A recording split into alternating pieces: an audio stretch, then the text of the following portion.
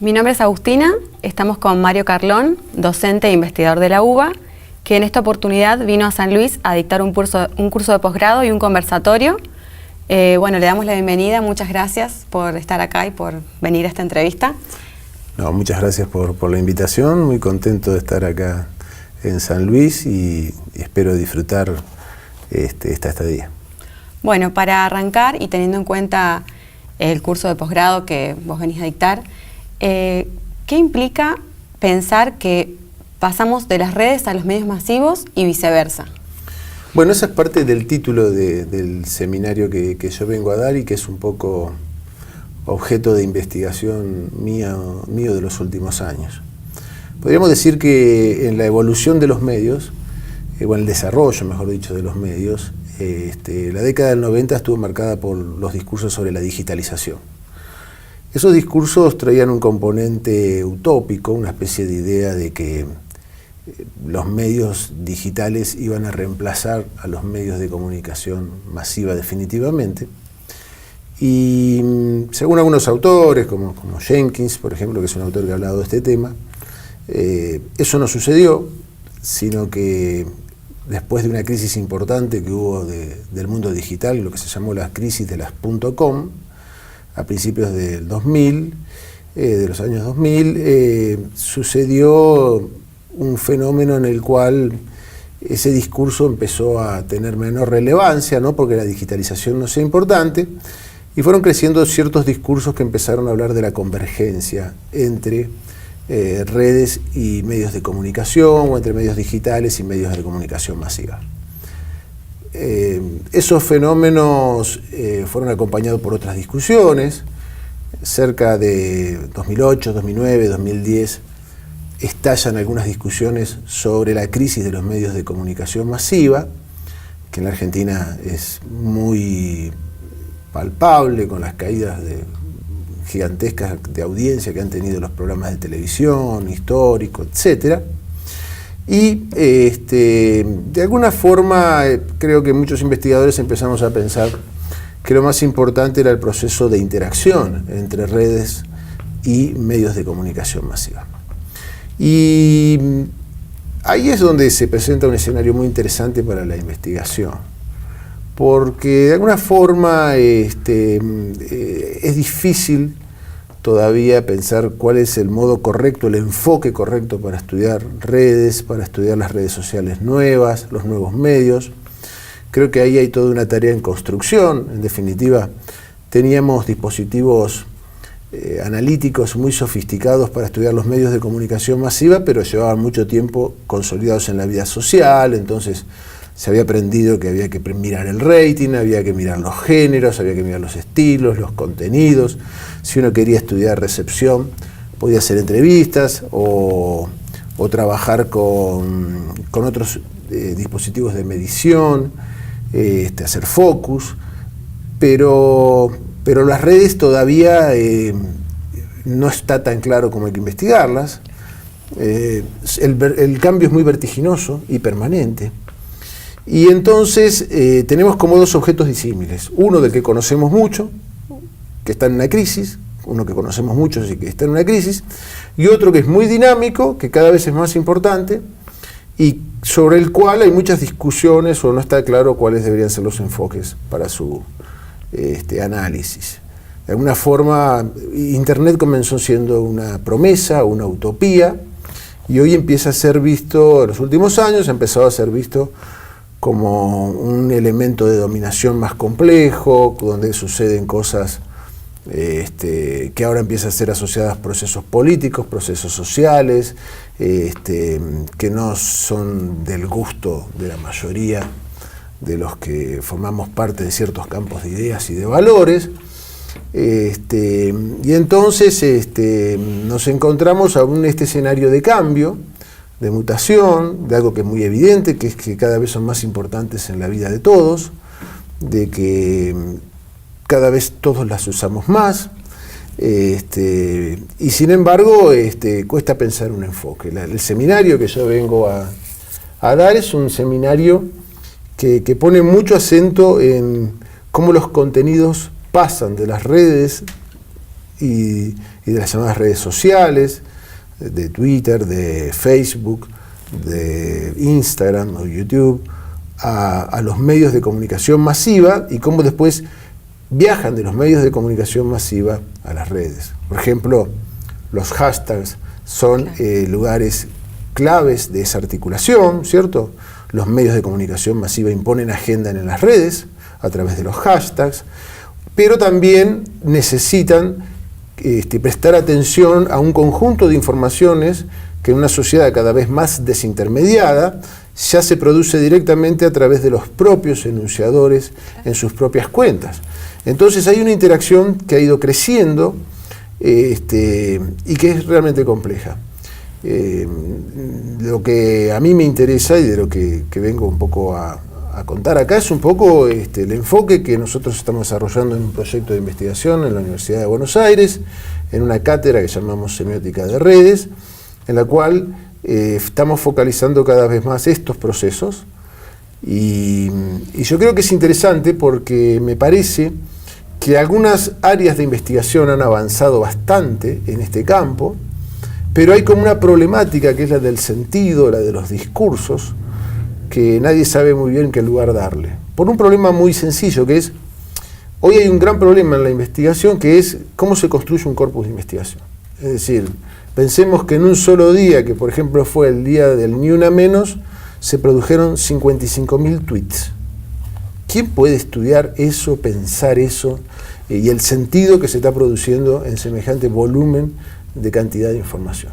Entonces, y además, ¿cómo articulamos una información que quizás se pueda procesar estadísticamente con información que se produce de otra forma y de otras modalidades en los medios de comunicación masiva? Bueno, este es el trabajo que yo creo que es uno de los trabajos importantes que todo investigador tiene para hacer hoy. Tenemos muchos casos estudiados que son muy interesantes, desde youtubers, el propio fenómeno del Ni Una Menos, cómo creció desde las redes sociales y luego pasó a ocupar un escenario importante en la vida pública, en la plaza, en los espacios en la calle, qué rol tuvieron los medios de comunicación masiva. Tenemos estudiado casos de fotógrafos en la red, polémicos, que generan actualizaciones de discusiones nuevas muy interesantes, como fue un caso de un fotógrafo llamaba, un proyecto fotográfico llamaba Chicas Bondi, por ejemplo, que fotografiaba a chicas en los colectivos y las publicaba en la red sin permiso y sin autorización. Ahí empiezan a aparecer un montón de conflictos, de tensiones entre, por ejemplo, el derecho de la expresión, la libertad de expresión y el derecho a la imagen, si se pueden apropiar de la imagen uno y hacerla circular. Me parece que hoy estamos con una agenda interesantísima de problemas y estos son los temas que un poco vamos a conversar y siempre poniendo el foco en esto. ¿Qué pasa en la relación entre la forma en que se producen contenidos en las redes y la forma en que esos contenidos son apropiados por los medios masivos y viceversa? Y en este sentido de la investigación, digamos, como investigador, ¿se ven los desplazamientos en el campo de la investigación, en los objetos de estudio, como estabas diciendo recién? Y claro, porque de alguna forma distintas perspectivas van tomando distintos enfoques y van construyendo los objetos de manera diferente, ¿cierto? Hablé un poco de lo que era el proceso de los paradigmas de investigación sobre la digitalización, que estuvieron muy de moda hace algunos años, un poco después toda la discusión sobre la convergencia, que podríamos decir es una discusión todavía actual. Enseguida vino pegada una discusión también vía mano de Jenkins, que era la discusión sobre las narrativas transmediáticas, que son ciertas narrativas específicas que se hacen pensando en contenidos para distintos medios. Y yo creo que la problemática de la circulación hoy es una problemática muy actual. La noción de circulación implica que en todo proceso comunicacional hay una diferencia, es decir, que hay un proceso de comunicación, de entendimiento entre un polo y el otro, pero hay un proceso de diferencia porque además vivimos en una sociedad que estimula la diferencia, ¿cierto? Entonces este paradigma que nace en la década de los 80, hoy sigue siendo muy vigente porque la producción de diferencia, que el propio sistema en el que vivimos, que es promovido por el Estado, un cierto individualismo, pero que ese individualismo también acompaña a un movimiento de época, genera una multiplicación de las diferencias. Esas diferencias están presentes en los procesos de circulación de los contenidos, es decir, que los contenidos no viajan linealmente y hay que entender cómo se producen las apropiaciones. Ahí ocupa un lugar muy interesante los creativos, los que producen memes, los que intervienen con humor, que muchas veces transforman corrientes de circulación de sentido. Es decir, un sentido... Y por otro lado, hay algo muy interesante, que es que cuando uno toma distintos casos de esta clase de fenómenos de circulación, no hay esquemas que se repitan. Es decir, a veces los medios masivos ocupan un rol como absolutamente perverso, con una lógica que es muy característica, muy comercial, de algunos temas, pero a veces los que ocupan un rol perverso son los propios medios, las propias redes, los propios usuarios, ¿no? Por ejemplo, un caso de una adolescente que publicó un video que después fue conocido como Soy Anto en Córdoba, por ejemplo, ¿cierto? Que fue objeto de una especie de gigantesco bullying masivo, o de un chico que fue entrevistado en un canal en Bahía Blanca, con un video que tenía el título que decía Juancito me gusta el arte, ¿cierto? A veces el bullying verdaderamente, los medios de comunicación masivos no ocupan un rol tan terrible, y son las redes las que o inocentan fenómenos perversos. Hubo un caso muy famoso que son esos casos menores, pero que uno ahí advierte lo que está pasando en la circulación de sentido en la vida social. Había un fenómeno payasesco, un personaje payasesco que era el gigoló en los medios de comunicación masiva, que era un estafador que fue denunciado y que después las redes lo convirtieron en un personaje simpático, ¿cierto? Entonces terminó dando consejos por YouTube. Son fenómenos fugaces, pero todos estos fenómenos en verdad son mucho más profundos, porque lo que está pasando es que en la relación entre las redes y los medios masivos se está transformando el conjunto de la cultura. Esto está afectando al arte, al turismo, a los modos de hacer política, a la gastronomía, todos los procesos en los cuales la cultura está funcionando, hoy se están transformando en esta dinámica. Entonces, entender esta dinámica es un tema hoy muy importante, porque es como que a la cultura en que vivimos le cambiaron el motor, podríamos decir, ¿cierto? Es decir, es como que de repente le pusieron un motor que tiene mucho más poder de aceleración, de transformación permanente, y hay que mirar lo que está pasando en los dos campos, en los medios masivos y en las redes. No alcanza con mirar solo las redes, menos alcanza con ver hoy solo los medios masivos. Lo que hay que mirar es la interacción. Claro. Bueno, y en cuanto al ámbito de la política, ¿qué desafío cree usted que tienen las redes sociales como un espacio de circulación y producción de sentido? En cuanto a la política, teniendo en cuenta, por ejemplo, que nos aproximamos al año que viene a elecciones en nuestro país, y que hasta hace poco estuvieron en auge todo este tema de las elecciones en Brasil, por ejemplo, ¿qué desafío tienen las redes sociales como un espacio de circulación y producción de sentido? Bueno, son un espacio terriblemente complejo y diverso. Eso es un tema importante, ¿cierto? Es cierto que cuando se producen los fenómenos electorales, la sociedad, que está pensando en muchísimos temas a la vez y que no está pensando en las elecciones, se obliga a pensar un poco en las elecciones, y ahí es donde intervienen aquellos que intervienen todo el tiempo, que a veces son menos visibles. Aquí en la Argentina viene pasando un fenómeno bastante complejo con lo que llaman el troll center del gobierno. Ya hay instituciones como Amnesty que han producido informes importantes acerca de ciertas actividades que son muy sistemáticas, intimidatorias, con el pensamiento diferente. Por otro lado, es evidente que el gobierno tiene una grandísima destreza en el manejo de las redes. Cuando ganó Macri su elección, Julián Gallo, que había sido quien había estado a cargo de la parte de redes del gobierno, publicó una nota que se llamaba El primer presidente de Facebook, ¿cierto? Es decir, ese era el lugar en el cual ellos habían puesto el centro de la campaña. Entonces son muy importantes. El fenómeno Brasil es un fenómeno distinto a Argentina, me parece a mí, pero que hay que mirar con muchísima atención. Hace poco escuché a un analista en Brasil que decía: tanto que soñamos una sociedad en la que todos participen, ahora que está pasando se ha vuelto una pesadilla. ¿Cierto? Decía, acá hay muchos fenómenos que hay que mirar con cuidado, que es, por ejemplo, medios de comunicación que no tienen una gran tirada, como la revista Bella en Brasil, que producen las tapas para ser compartidas, no para ser vendidas. Es decir, para intervenir en las redes, para que los compartan en las redes.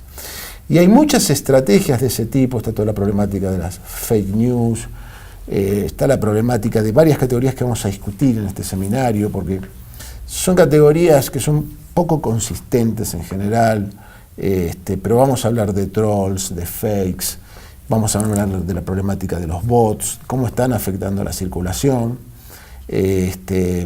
Creo que ahí hay, como decía antes, hay todo un campo a explorar por estudios que presten atención a la significación y que no solo presten atención a quiénes son los enunciadores prevalentes, que es muy importante, pero no es lo único que está pasando. Es decir, cada vez más vemos que el fenómeno de la circulación y del sentido en particular se ha vuelto muy importante. Doy un ejemplo.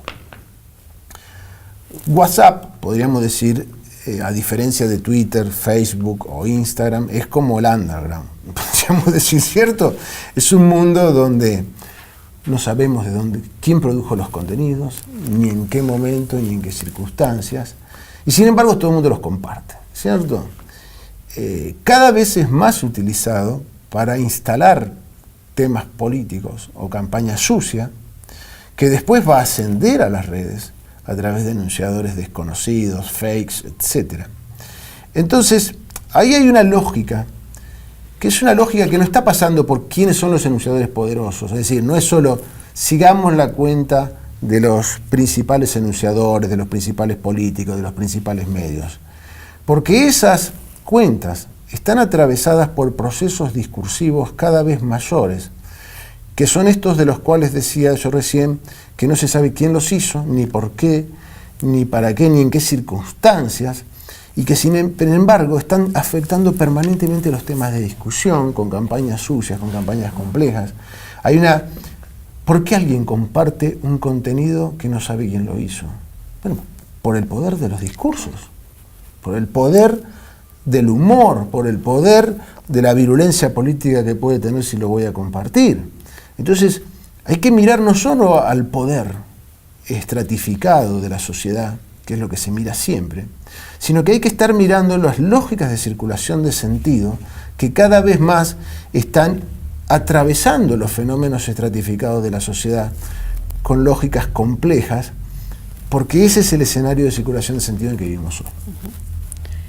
Bueno, y por último, yo estudio comunicación social y como estudiante me pregunto, en cuanto a las carreras de comunicación en Argentina, ¿qué estrategias habría que tener en cuenta para mantener actualizadas las carreras de comunicación en las universidades argentinas, teniendo en cuenta que estamos con el avance de la tecnología todo el tiempo y que es constante, digamos, el avance de las tecnologías y de las redes? Entonces, ¿cuáles serían las estrategias o algunas estrategias para tener en cuenta?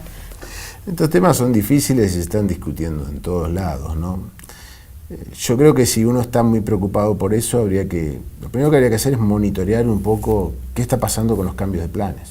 Es decir, esta es una problemática que no solo está pasando acá, está pasando en otras carreras y en otros países, y me parece que habría que mirar mucho también hacia dónde van los cambios de planes, porque ahí uno puede encontrar una línea, que hay cambios de planes que son más actualizados, que capturan los fenómenos hacia dónde tienen que ir. Obviamente esto que estaba hablando antes a mí me parece que es crucial en toda formación, podríamos decir. Cuando vivíamos en el mundo audiovisual, a mí siempre me pareció importante que alguien que se formara en el campo audiovisual aprendiera tanto a hacer cine como a transmitir, como la lógica de la televisión. Es decir, alguien que sabe de las dos cosas es más rico, ¿cierto? Podríamos decir que uno que se dedicaba solo al cine o se dedicaba solo a la televisión. En este caso me parece que hay que, otra vez, procesar las dos lógicas, hay que entenderlas y hay que darle un lugar a algo que cada vez es más importante para los estudiantes. Porque acá hay un tema que es muy importante, que obviamente todos lo sabemos, que es por qué vienen los cambios de estudio. Porque las prácticas tradicionales se han vuelto muy anacrónicas. No son solo los objetos, sino las prácticas. Hay que encontrar formatos, que eso me parece que es muy importante. Y después los planes de estudio hoy se encuentran, me parecen, ciertas dilemas. Unos tienen que ver con una problemática importante, que es qué lugar le van a dar a la electividad, es decir, a la posibilidad de que no todo sea correlativo, sino de que los alumnos puedan también, de alguna forma, más allá de que haya un espacio troncal, diseñar, en función de sus elecciones y sus intereses, parte de esa carrera. Me parece que eso es un elemento importante. Y después está la formación en los medios que hablábamos antes. Y después están los problemas de los cuales todo el mundo está preocupado hoy, por ejemplo, que son las tesis, las tesinas, los modos de evaluación. Vivimos una época en la cual hay formatos que funcionan solo para la universidad, pero no funcionan ni para los profesores ni los alumnos. Por ejemplo, las clases de 4 horas magistrales. Es decir, me parece que acá hay todo estamos viendo un proceso de transformación muy grande de los alumnos, de las prácticas, de los medios, y sin ser creativos suicidas, hay que estar atentos a no tener miedo al cambio, y yo creo que en esto hay que mirar un poco los planes de carreras de comunicación, no solo locales, sino también internacionales. Bien. Bueno, muchas gracias. No, al contrario.